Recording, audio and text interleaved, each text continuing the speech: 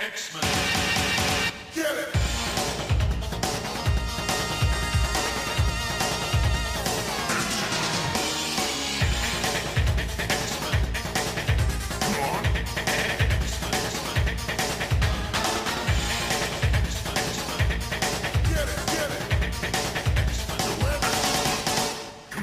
Hey everyone, and welcome to another exciting episode of Battle of the Atom. This is the weekly X-Men podcast where we normally rank every X-Men story from A to Z. I'm Adam.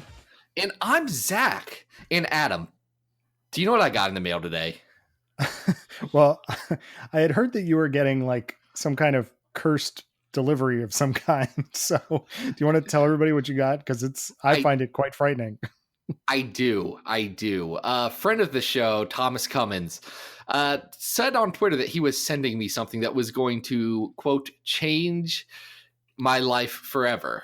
And I didn't know what he meant, and I was terrified.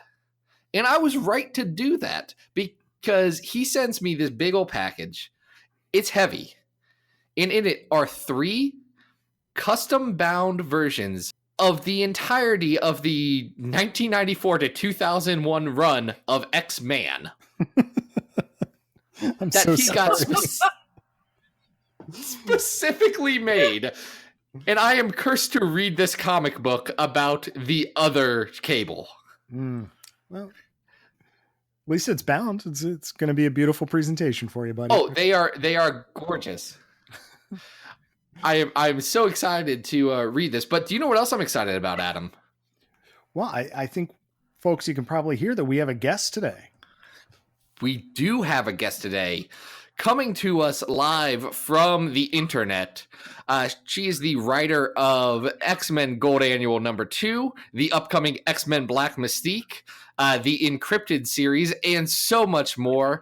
It is Seanan McGuire. I just forgot your last name, and I am so sorry. I just blanked as I was saying that. My last name, McGuire. You said it. Well, I forgot that it was your last name as I said it. Guys, this is Seanan. Oh my gosh, Seanan, how are you doing tonight? I'm delighted that you forgot my last name. Like, people forget my first name all the time, or they get really weird with it. So having McGuire be the thing someone messes up is sort of magical. Yeah, I'm only like 3/4 Scottish, and by that I mean as 3/4 anything as anyone in America is.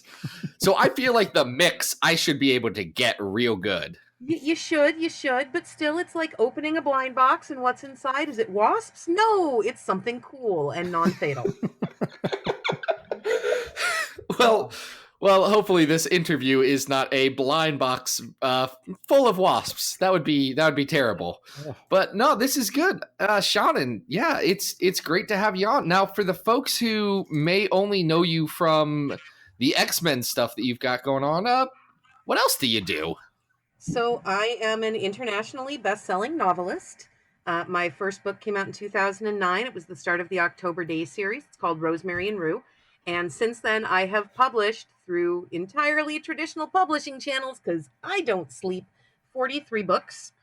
That's a lot. Yeah, it is. I was a little horrified when I actually counted it up.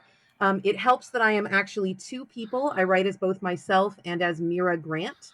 When I'm writing as Seanan McGuire, I mostly do urban fantasy and modern fantasy and superhero fiction. And when I'm writing as Mira Grant, I do biomedical science fiction thrillers. So it's sort of like Michael Crichton, but without the plagiarism, sexism, or anti-science bias. And last year, my book, Every Heart a Doorway, won a genuinely horrifying number of major awards. So that was super fun for me. It actually was a little bit nerve-wracking, but super fun.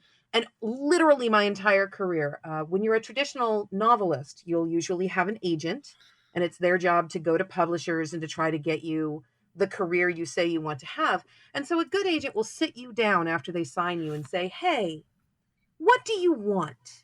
What do you hope your career will be? And that's partially so if you say, I want to be as famous as J.K. Rowling, they can say, okay, that's not going to happen, but I could get you a pony. And so my agent sat me down for that talk and said, what do you want? And I said, I want to write the X-Men. And you could see the blue screen in her eyes because she had no frame of reference for that response. Yeah. Just, you want to what? I want to be famous enough that when I say I want to write the X-Men, they'll let me. Couldn't you just approach Marvel directly? Yes, but I've tried that, and I'm a lady, and it's hard. So I would like to publish a lot of books and win a lot of awards so they'll let me write the X-Men. And apparently this 10-year career path has paid off. Wow.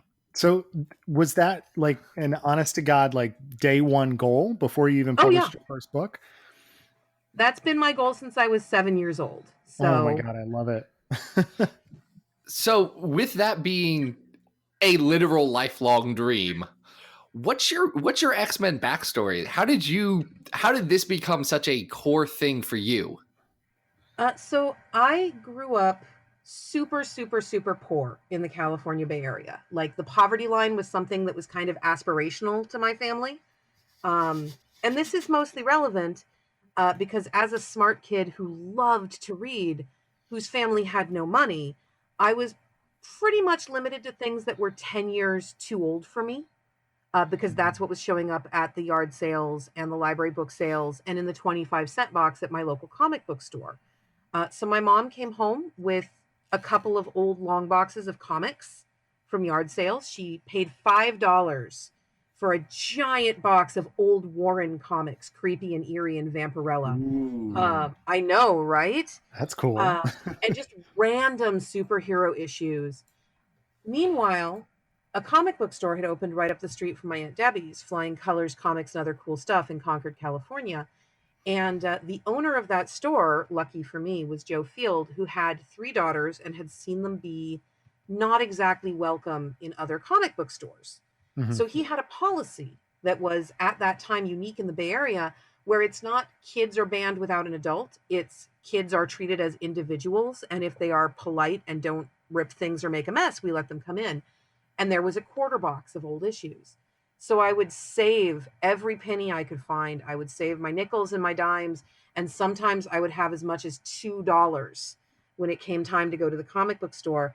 And then I would go in and spend literally hours at the quarter boxes picking out the comics that I wanted to read. And Joe, in addition to being, a good guy and a good father, is also a good businessman. And he looked at that and went, this is a long-term investment. If I can get this kid who is clearly motivated to be a part of the comics world really invested in them, she is going to spend every dollar she has at my store till she's dead.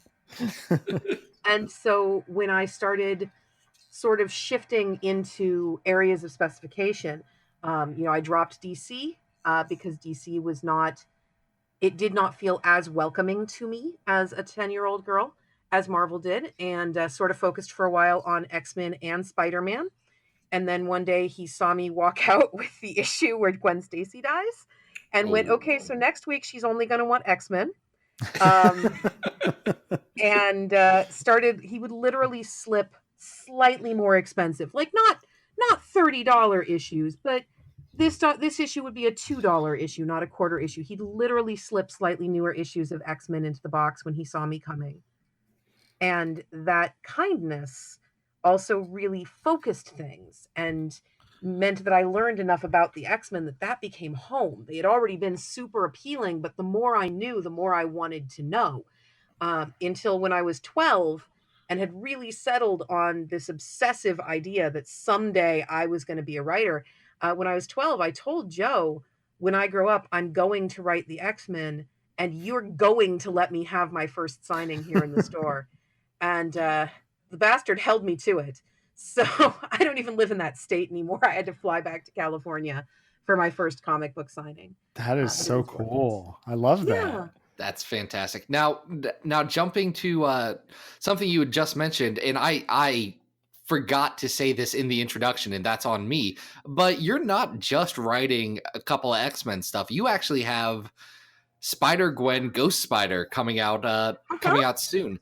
Is it odd going from the death of Gwen Stacy kind of taking you away from Spider-Man to her now becoming this unique, rich character, bringing you to actually writing Spider-Man?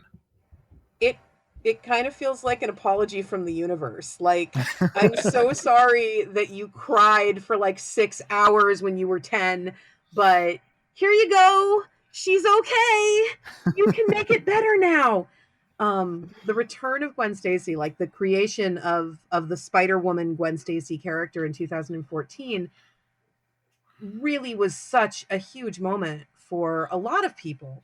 And not just female fans of the characters, but Gwen Stacy's death for a lot of us was very traumatic, and she's one of those characters who had always felt like she died because Peter needed more tragedy, not because she had done something, not because she had made a choice in her life. Really, she died because Mary Jane was more popular, but that is beside the point. So having her come back really did feel like an apology to all of us. Here you go. We're so sorry. We messed up a little bit, but it's better now. And I never thought I'd have the chance to write her. I didn't think that it would even be polite of me to try, because I had been so public about just wanting the X-Men, and it would feel a little bit, I don't know, grubby if I suddenly started going, hey, yeah, Jason Latour and Robbie Rodriguez are amazing and they created this character, but you should give her to me. Like, that's the right thing to do, because it wouldn't have been. They did a magical job. I love their run. It's fantastic.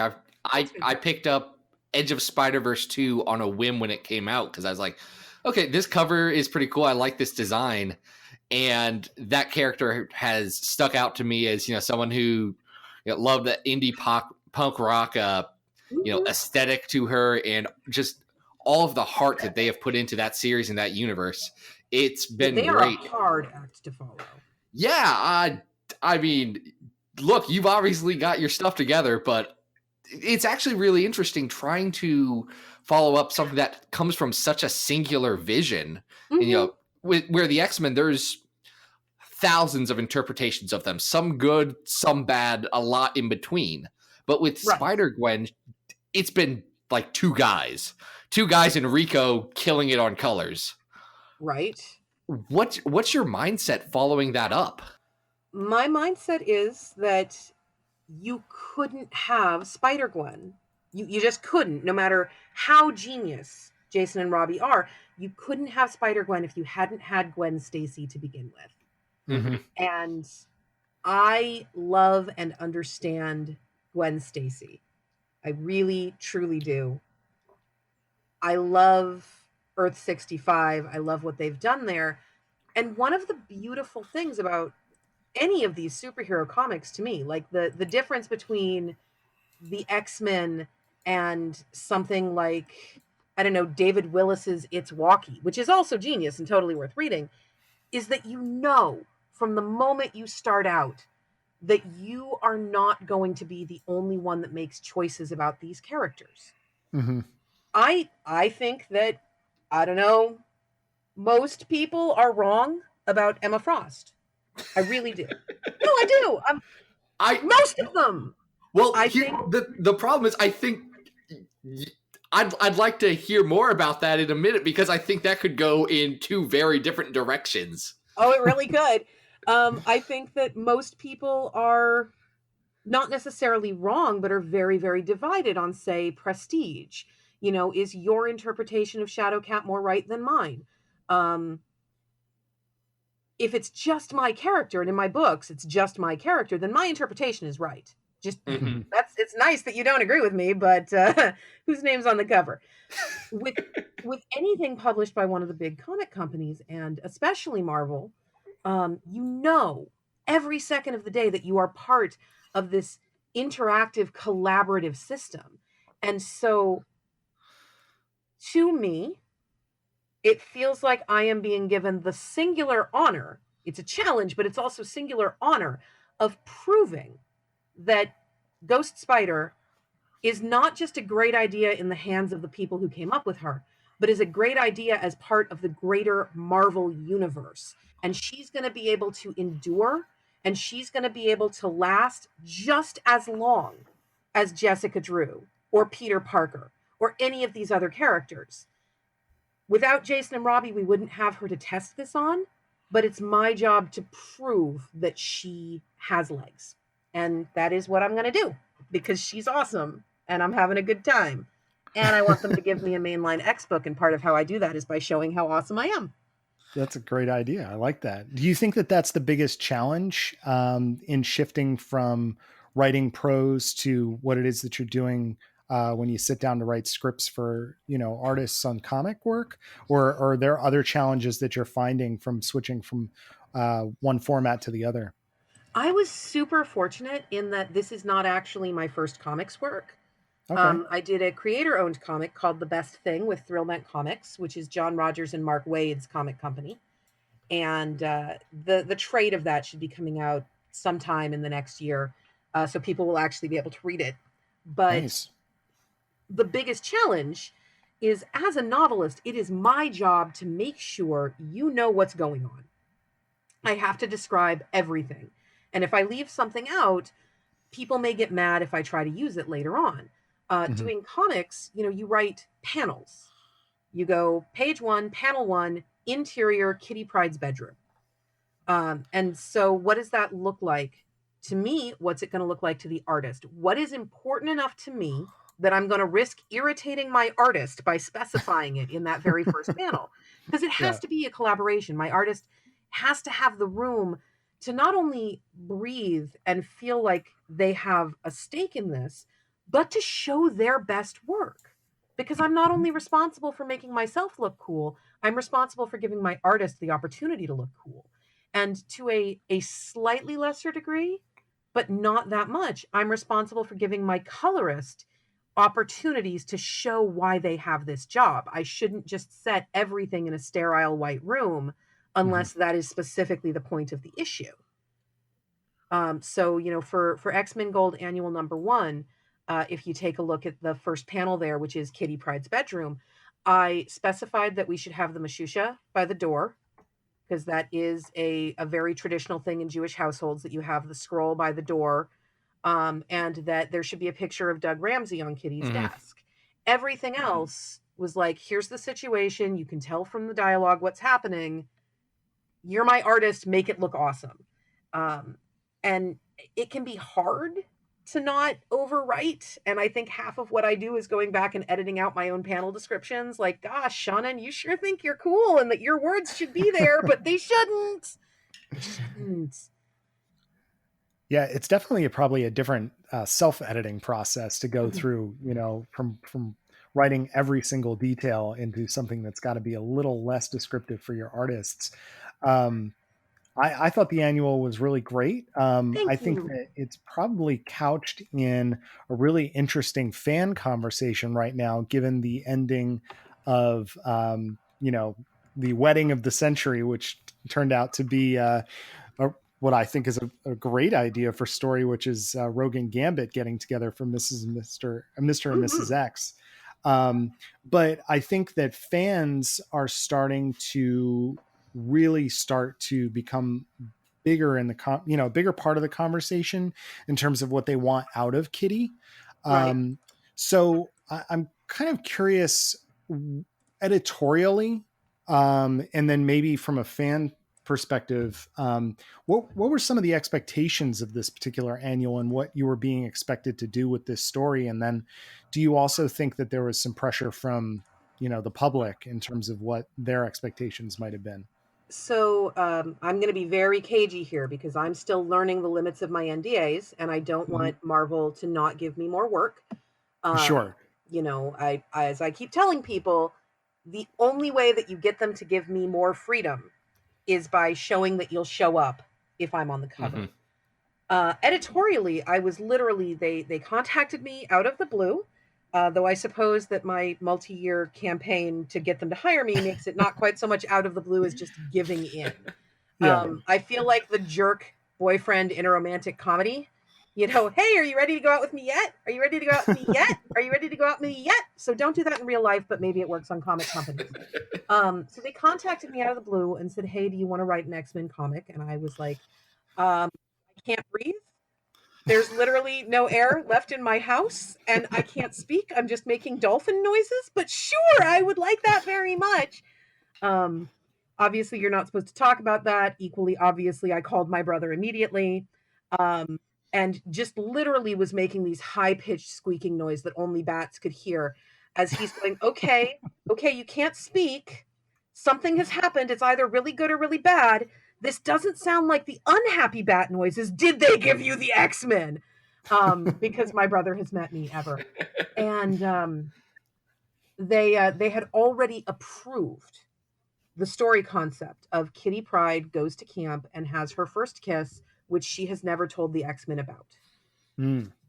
So I knew the time period I was in. I knew the basic shell of the story, and everything else was up to me. What I'll usually do in a situation like that is run a Punnett square. You might remember those from high school biology. Yeah. What are the possible results if you breed a white pea plant with a red pea plant? So I'll set up 4 potential options and ways that the story can go that still hits all the beats. They chose the square off of my Punnett that they wanted, and I gave them a more elaborate pitch and went along with it. The only part I was honestly unhappy with was that when you're setting up the advertising for the issue, and this was coming on the heels of the wedding of the century and all of that, you can't say everything you want to say. Mhm. You have to be very careful. So the first press release was like the romantic story of Kitty's first kiss at camp. And I'm like, I am this romantic? Really? There's a story I love to tell because I think it's funny. I'm a big fan of the Counting Crows, Oh, which is yeah. a band. My PA calls them the music of my pain. They are very depressing people, and they wrote the opening song for Shrek 2 because someone on the film's crew was a big fan. And so they called Adam Duretz, who is the lead singer and main composer for the Counting Crows, and were like, hey, we love your work.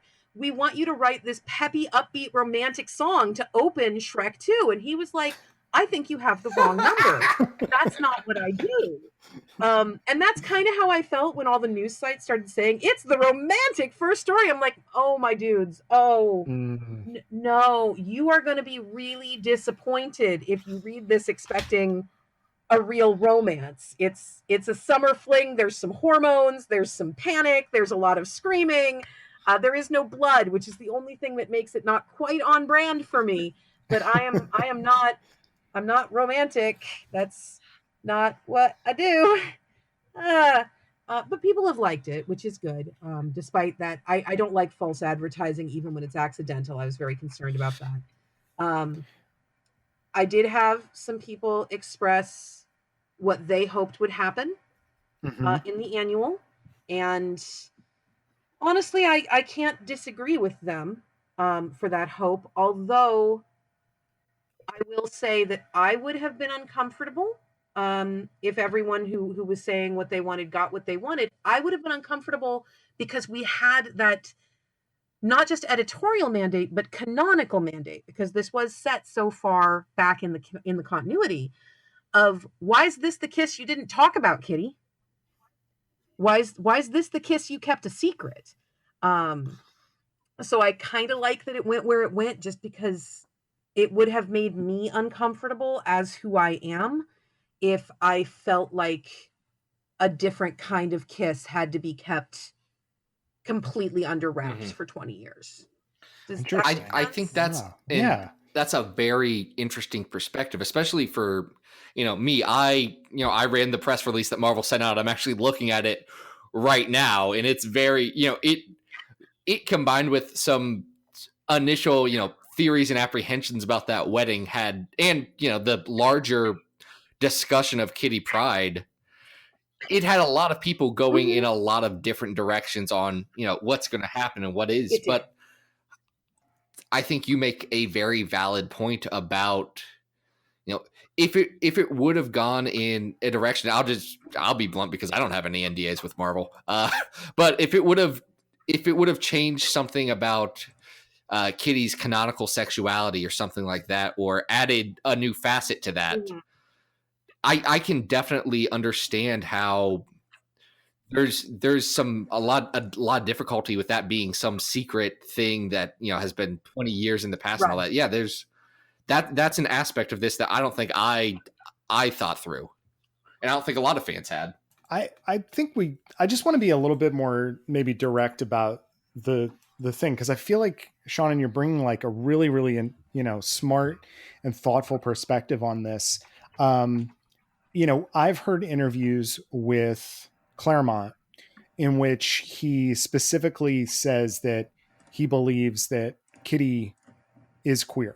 Oh, Kitty's totally queer. Kitty is, okay. As far as I'm concerned, canonically, and please keep in mind that my beliefs as both a creator and a fan don't matter if editorial doesn't want to go in that direction. That's a good point, yeah. But I believe, canonically, Kitty is and has always been super queer. It's only the comics code that kept her from having a much more open and on-the-page relationship with definitely Ilyana, possibly Rachel. It frustrates me a little bit as a fan. I'm going to separate from my working for Marvel right now and just say, as a fan of these characters my whole life, that Claremont, we hold up as he's the dude. He's the Stan Lee of the X-Men. He's the guy that made this all possible and created all this, and his word is law, except when he says over and over and over again that he and many of the artists he worked with went out of their way to present as much of a healthy same-sex relationship with Kitty as the comics code of the day would allow. Like, I would have problems with suddenly saying that Jean Grey is queer. She's never shown any tendencies toward that before. Ironically, Emma Frost has been allowed to be presented as bisexual, although we have not seen her in an active relationship with a woman, but not so much Jean. But with Kitty, I don't understand why this is a conversation. Her creators have said, if it weren't for the time that this was happening in, this is how it would have been. Her fans have said, this was so important to me. Like, X-Men has a lot of queer fans because X-Men has gone out of its way to court queer fans. That's not me projecting. That's literally how the franchise has worked.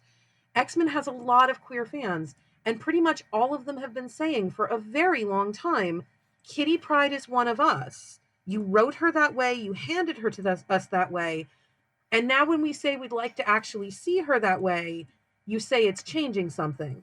I feel like refusing to let Kitty be bi is changing something. Now, I think that biphobia maybe feeds a little bit into that.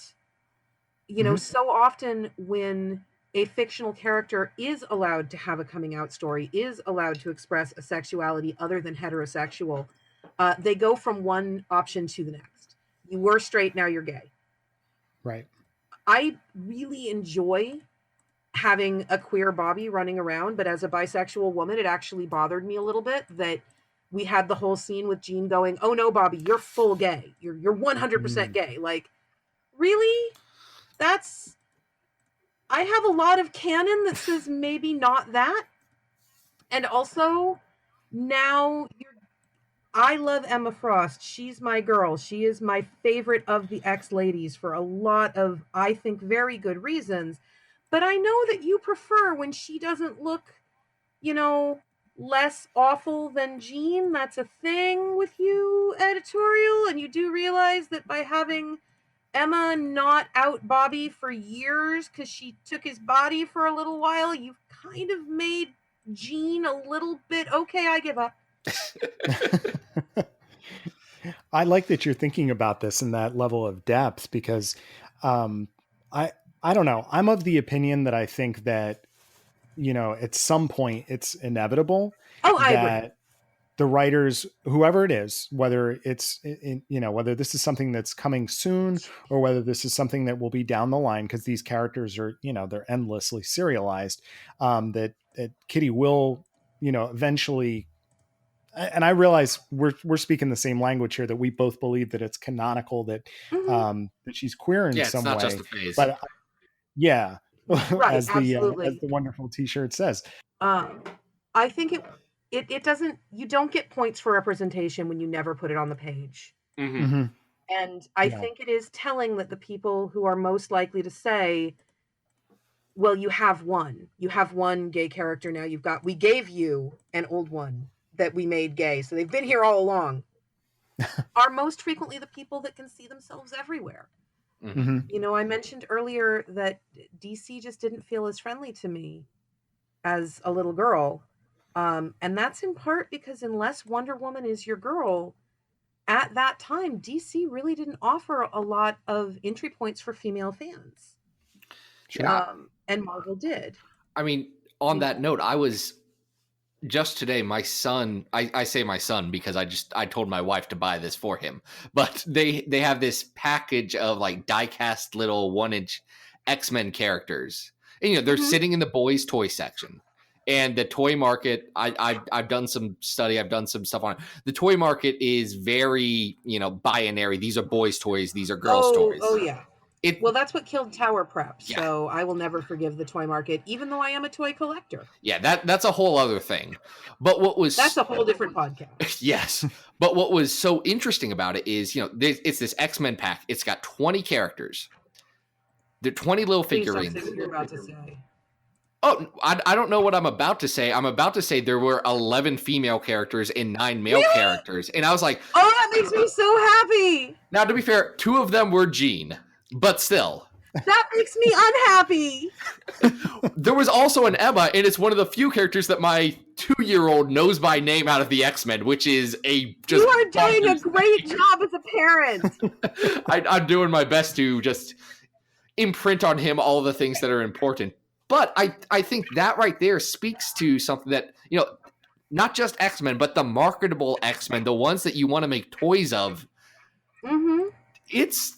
There were more female characters than male characters. That says something about how X-Men has been able to reach a much more diverse and broader market than, you know, some of the other franchises have. And it's not perfect, and there's still plenty of things that can be done better. But yeah. X-Men sustains on the backs of its female characters. That's always been the case. Absolutely. Pretty much since All New, I will not make that argument on Jean's behalf. I'm so sorry, Jean, but no. All New Jean was very immature. It's a complex thing. I have never been a fan of Jean Grey, but it's for reasons that are not Jean's fault, and so I try to recognize that. Well, speaking of a character that also I think is another great example of representation in terms of finding yourself on a sexuality spectrum, you get a chance to play around with Mystique in the near future. Can you, without any spoilers, I don't think we're really looking for any of that, but what can you tell us about what you're doing with her in X-Men Black? Okay, well, I said this in front of CB Cebulski, and he was not mad, so I think I'm okay to say it again. Are you familiar with a show called Leverage? Yeah. I know it by reputation. Yeah. So it is a show about thieves doing thief things, and they are some of the best in the world at what they do. They're all kind of the Wolverines of crime. As far as I am concerned, the best way to write Raven Darkholme is as an evil Sophie Devereaux from Leverage. She is the ultimate grifter. She is the one who walks in with nothing and walks out with your wallet, the key to your house, and somehow mysteriously permission to kill everyone you've ever loved. And people think of that. It's really easy to look at Mystique's power set and think of it as a lazy person's power set. You know, she can turn into anyone, so she doesn't need to work. She just does. But that's not going to make you a world-class grifter. That's not going to make you Raven Darkholme. That's going to make you someone who has basic shapeshifter powers. Oh, that's nice, darling. Don't you think you're fancy today? So I approached the one-shot, because it is only a one-shot, so you have to kind of have a one-and-done mentality to story. I approached the one-shot as, let's look at what Raven does on functionally a training day. You know, how does she make sure that she stays the very best in the world at her specific kind of grift? And how much work is she going to put into being able to do a grift that can't be spoiled by someone going, that's not right. My mother would never say that. You know, we don't see her get caught out on those little details because she actually pays attention to them. I love that idea. What a cool take on the character. I also like that since it's confirmed she'll never get Destiny back at this point, you can Yes. just treat her as I will let the world burn. Yeah. And that makes me happy. Destiny. Which is simultaneously exciting and sad. It is. It is. If she were a real person, I would feel like a very bad person for saying those sorts of things. But fortunately, Also, she does Mystique's not not like exist, a know where I live. good person. End of the day, she's very mean.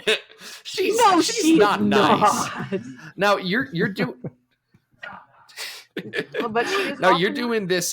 You're doing this one shot with your X-Men Gold annual artist Marco Falia.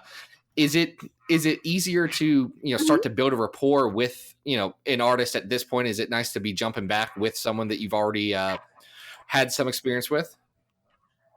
Absolutely, because the big concern a lot of artists have when novelists are coming to the party, and I am not blaming any artist for having this concern about me or any other novelist. Please do not take this as me criticizing them. But the biggest concern that artists have when you say, hey, you're going to do a comic for this novelist is, oh, dear God, how precious are they going to be about their magical words? 'Cause my entire life is my words. That is how I pay my bills. So when they first asked Marco if he would do the annual for me, he was very kind, but his response to my editor was pretty much, yeah, how precious is she? Like, Wow. is she gonna get pissed if I draw something not exactly like she described it? And my editor, Kathleen Wisniewski, was like, I don't think she's super precious. Honestly, I'm pretty sure that we could tell her that she was finger painting the issue herself and she'd be cool with that. But we'll double check. And I was like, no, I'm not precious. I have actually done this before. But so I didn't have to do that again, which was very nice. Just be like, no, you're the artist. I will tell you if something matters, and it does. And it's good. It's good. I think my last question really, and it's something you had brought up earlier. You said your opinion on Emma Frost is, right compared to anyone else's. Yes, that is correct. Except for Leah Williams. We do not 100% agree, but Leah is great, and I like her take on Emma. We trust Leah's a friend of the show. She is fantastic. When I found out she was the one that had been tapped to do Emma for X-Men Black, I was like, okay, like literally anyone else in the world, I would be having a tiny, discreet, only in my home temper tantrum right now. And no, it's Leah. We're fine. No, that's good. That's good. She's great. Guys, if you aren't following Leah on Twitter, go follow Leah on Twitter. She is posting very good X-Men content. But yes. Moving back from that, what is your take on Emma Frost? I'm very interested. Emma Frost is first and foremost an educator. She is here for the kids. Emma is an interesting case because people will sometimes point to her and go, oh, look, here's justification for wanting to put this new superhero in a bikini. Because clearly it's empowerment. It's not empowerment. It's a lot of people trying to make up justifications for a fictional person. But Emma, because of the background she's been given, is one of the few where it really does fly. And that is, people always underestimated me because I looked like this, and looking like this was useful. So I kept it going. But if you look at the way she has most consistently been written, hero, villain, it doesn't matter. When she's in the hands of someone who has not decided that she's an evil cow, she is an educator. She's not about Xavier's dream. She's not about Magneto's dream. She is about equipping mutant children to have the best possible chances of survival in a world that, yes, hates and fears them. Part of where you can see this really well centered is the first Gen X run, where she was headmistress along with Banshee, because she still looked like Emma Frost. She didn't suddenly turn into Molly frickin' Weasley. She's not showing up in home knit jumpers, but she also put on a little more clothing because she was working with teenagers. She was working with kids. For Emma, it's completely in character for her to modify the way that she dresses and behaves based on who her audience of the moment is. And I feel like we miss that sometimes because, she's the X-Man where it's okay for her to be sexy. She's the X-Man who started this relationship with Scott knowing he was married. Yet she's the X-Man who put on a pantsuit so that Jono wouldn't be uncomfortable. And, one of the places where Leah and I absolutely agree, so I'm going to quote her a little bit because she did put it very well very recently, is being a telepath in a non-telepathic society. And this is the thing I've gone into in my novels, in part as a long, quiet defense of Emma Frost. But being a telepath in a non-telepathic society is like literally living in the YouTube comments section. Like, think about the things that people will say to women out loud with the hole in their faces that makes sounds. And then think about what Emma is living with every minute of every day. Does she change herself completely so that she doesn't have to listen to these horrible men thinking these horrible things about her body because they feel safe? Or does she continue to be Emma Frost because she's Emma Frost and screw you? And then she meets Scott. And Scott is the Bob Ross painting video of men. Just soothing. Okay, that's me and not Leah, so I'm sorry, Leah. That needs to go on a t-shirt. But he's soothing. He's not going to look at Emma and think of, the things I could do to that body. He's going to look at Emma and go, oh gosh, honey, are you cold? And so, yeah, her getting between him and Jean was was crappy. I'm not going to defend her on that. But it takes two to tango. And I think it is very telling that Emma continues to get flagged as a homewrecker, whereas Scott was just misled. No, Scott was not just misled. Scott came to that party with his eyes open and his pants down. And he does not exactly have the best track record to be... He really doesn't! I love him. He's my favorite character in all of fiction, but... he's a flawed dude. That's why he's interesting. I love Scott, and I think that Scott and Emma to make Scott and Emma interesting, they force each other to be better, and so they force the writers who are working with them to try harder. It is so easy at this point to sell an ex-audience on, and I'm going to write Scott and Jean and they're happy. Like, everyone has been primed for that since they were the age I was when I saw Gwen Stacy go off that bridge. But getting people to accept that, no, actually, Scott and Emma are a better long-term couple.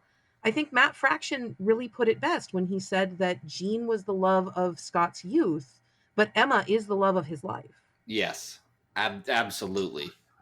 100% agree. Perfect. Now, as a corollary to all of that, best Emma Frost costume, I want to hear everyone's opinions because I think we're going to think the same thing, but I want to be clear on this one. Here's the thing, what is our definition of best? I genuinely love her Generation X pantsuit. Yes. Because that is Emma being an educator. I also kind of love that every time she knows the Avengers are coming to town, she pulls out the $500 lingerie. But and I'm going to say something that sounds kind of like an accusation of sexism, and maybe it is. I don't really know. But I'm hopped up on cold meds, so let's go. A lot of Emma's costumes, really, you can clearly tell were drawn by people that have never worn those things. I think that's a very fair assessment.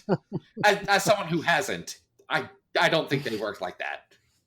No. And it's like, look, between the telepathy, which one assumes can let her shut off some of her own pain sensors, and now being able to turn into living organic diamond, I am totally down for Emma Frost goes into combat wearing something so uncomfortable that it is an active +5 intimidation check against female supervillains. I am with you there. But some of the stuff she gets drawn wearing, look at the Ghost Boxes storyline. Oh God, it's so cheap. I have lingerie more expensive than that, and I do not have her budget. And so it hurts me. It hurts me in my special cares about fashion a little bit place. Oh, it hurts me. I love the Quietly, but I also know how much fabric tape it would take to keep the Quietly on the body. Yeah. And that just doesn't. I can't. I love Frank Quietly. I can't accept that costume. It doesn't grow. You could glue it on. You could glue it on. I've seen people do it. You could, but why would you want to? Why would you want to? And you can't wear it into combat. Yeah. No, I'm 100% in favor of super sexy Emma Frost here to eat your heart out, but I just need her clothes to look like a human being could actually wear them. Right. Adam. So your favorite costume? Adam, yours. Go. I'm a big fan of any time that Chris Bachalo draws Oh, Emma yeah. Frost. So I'm gonna heartily agree with the early Gen X outfit. I do like the Bachalo design for Uncanny, if only because it's black. Mhm. And I do like that. My only issue with that is that often when it's drawn, because it has the open panel in the front, it often creates a very, very strange uniboob type thing going on there, which is a little strange. Like the physics of it don't always work, but Yeah. I do appreciate I really like the shoulder pads that have the red X on Those are them. choice. Mhm. Those Yeah, are like choice. there's really cool design elements there that are very much that whole Bachalo steampunk type thing. That it's very punk. So I might go with that one. Yeah. What about I you, mean, Zach? mine is definitely that Generation X Bachalo look, because it's, it's still the White Queen. It's still got a corset on it, but it's a bit more practical, a bit more stylish. Honestly, Mhm. it's just a good look. Like, going back to those little Yeah. toys, there's a reason the Emma Frost toy is just, she's in that costume. Right. Mhm. Yeah, it's And like Emma should be both a nightmare and a gift for any artist who gets to draw her. Mhm. Because you should literally be playing on the fact that she has such a recognizable, strong color palette normally. It would require going back to the white exclusively just to have that recognizability. But she's kind of like Dazzler. You shouldn't see her in the same clothing Mhm. ever. You should literally have the Emma Frost yard sale where she's like, well, darling, that fabric will take dye. And she's just chucking out everything that she's already worn in public once because she has an image to maintain. Yeah, it's a very good point. Now, while I could talk about Emma Frost fashion all night, we got a couple of Twitter questions as we get, towards the end of our time here that I do want to hit up. Okay. So this first one comes to us from @StrictlyWorse on Twitter, our friend Chris, who says, Mystique has the fun ability to basically be at any event. But which historical person should actually be Mystique? Like just have always been Mystique? I assume it would be her in disguise. Yes, it would be a, Agent Raven Darkholme or some of her other personas who I am not thinking about right now because I can't remember them. Right. So that person did not actually exist. They were just Mystique the whole time. Yes. Yep. Do you remember when Irene was born? No. I The don't. past. I mean, So she was near retirement age by the time that she died. So okay, then my timelines are probably terrible, but this would be a hilarious AU. it's X-Men. Our timeline's which going to is- make sense. Sometimes they might, maybe for 5 minutes. But we also have the shifting scale of comics. So I'm going to say that at one point this would have worked out, and that Dorothy Parker, the poet, was Mystique all along. Because just imagine Dorothy Parker and a young Irene having decided that they are going to do 20 years of nothing but being dissolute bad influences on the youth and writing poetry. That's good. Oh, I love that. It would make me very happy. That's a good out of the box answer. Our other question comes to us from @Asimov_fangirl on Twitter, who asks, "Hi everyone," which isn't really a question. That's more of a declarative, but that's fine. If you could hang out with one X-Men or X-Men villain for one day, who would you choose? Emma. Like, she, again, psychic powers, horrifically offended by people not looking their best, and really into educating. It would be like being on Queer Eye, but instead of Queer Eye for the straight guy, it would be like Diamond Gal for the queer pal.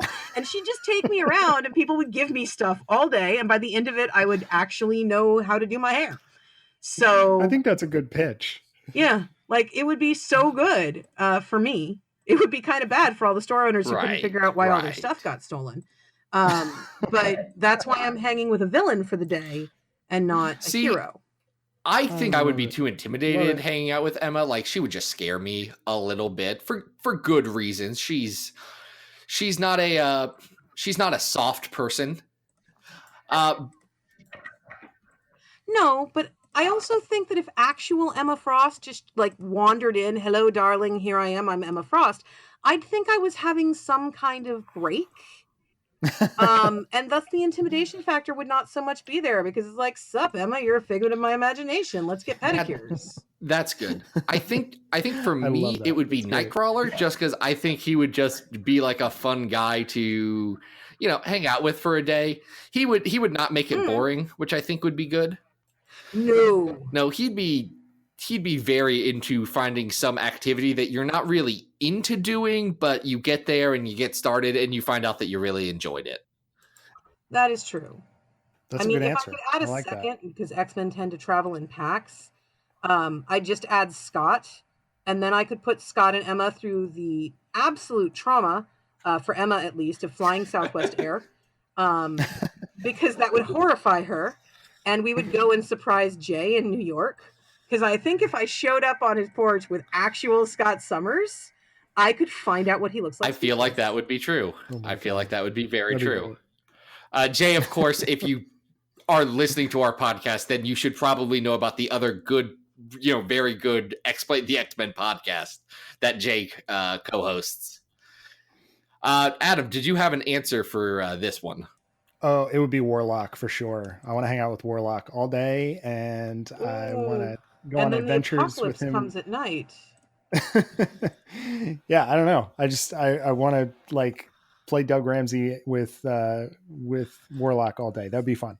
Your dreams are valid, but please don't bring the techno-organic virus into our universe, because we Yes. kind of lack ways to stop it from consuming all flesh. This is very true. That's true. Like, again, your dreams are totes valid, but maybe dream a little less apocalyptically. Containable dreams. Dreams that don't activate a branch of government. Shannon, thank you so much for coming on here. Thank you for having me. No problem. Now, if people want to, check out your stuff, where can they find you and all of your things? Well, I spend most of my social media time on Twitter, which is an unrelenting fire hose, so I will not see 80% of what's tweeted at me. But it does come with a bonus dose of many, many cat pictures. So many cat pictures. I have two Maine Coons and the single stupidest orange and white cat in the universe. She is just not very bright, and if she didn't live with us, we're pretty sure coyotes would get her. So that's Seanan McGuire at Twitter. You can find out where I'm going to be from my website, which is SeananMcGuire.com. I'm very consistent in my branding, but I have to be because no one can spell my name. I have no illusions. I got a little messed up in the name department.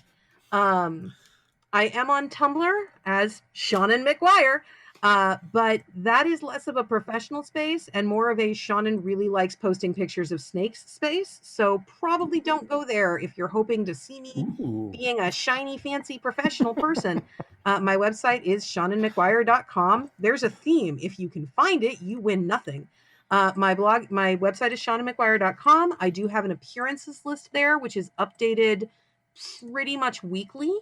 So if you were hoping to actually find me in person without tracking down my house, showing up in my front yard and getting the hose turned on you, that would be the place to go to do it. I do a lot of conventions. I travel a lot. I grumble about traveling a lot. I love my cats. I want to write more X-Men. Please buy my X-Men so they will let me continue to write X-Men, because I promise you I would mess it up if they ever gave me anything. But right now I want X Factor. Let's pause a moment and consider how horrifying that would be and go out and put X-Men Black on your pull list. Absolutely. I know it is that whole series. It's got a superstar group of creators that I think about half of them at this point have appeared on this show as far as the writers are concerned. So if you like people who have been on here, go pull X-Men Black. It's very exciting. Going to be good. Now, Adam, where can people find you on the internet? Guys, if you want to follow me on Twitter, it's at Arthur Stacy. You guys can still get copies of The Search for Bish and Jubes at adamrec.bigcartel.com. And I promise I'm working real hard on Bish and Jubes issue number 4. Hoping to start putting those pages out by the fall. And where can they find you, Zach? Everyone can find me and everything about this show at XavierFiles.com. That is where you can find articles about X-Men, all these podcast things, news, and what's the other stuff I have on there? Just stuff. Guys, look, if you've been listening to this podcast for any amount of time, you know what that website is. Go there, do the things, or don't. I'm not your dad. You can also go follow me on Twitter at Xavier Files, where I post panels of whatever X-Men comics I'm reading with my very bad commentary on it. Right now it's going through Cable, and it's soon going to be through 75 freaking issues of X-Men that I have been cursed with. Aren't you going to have a nice time?